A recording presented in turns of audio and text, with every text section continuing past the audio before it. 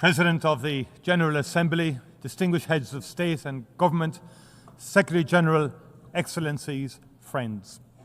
It is important to remember what brings us together every year. 80 years ago, the world was emerging from the most savage conflict in our history. 80 million people lay dead. A deliberate industrial-scale genocide aimed at obliterating Europe's Jewish population saw 6 million people murdered, a monstrous crime that remains unsurpassed in human history. People were targeted for death because of their ethnic identity, their sexual orientation, their disability. Cities were laid waste, throttled by siege, firebombed into oblivion, or pulverized by the first and only use of atomic weapons in war. Humanity had descended into the abyss.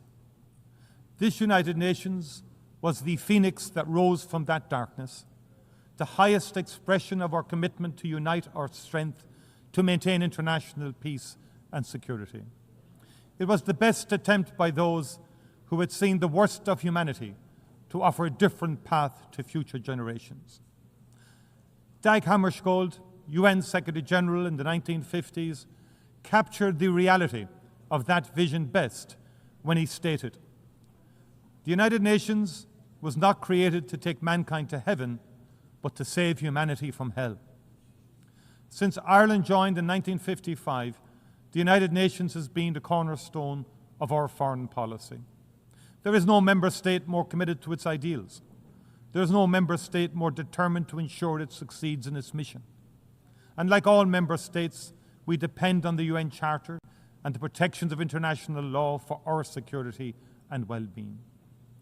At a time when the world risks slipping back into an order in which might is right and some voices count more than others, it is up to us as leaders to reassert and to insist on the primacy of international cooperation. President, the Universal Declaration of Human Rights states that the recognition of the inherent dignity and of the equal and inalienable rights of all members of the human family is the foundation of freedom, justice, and peace in the world.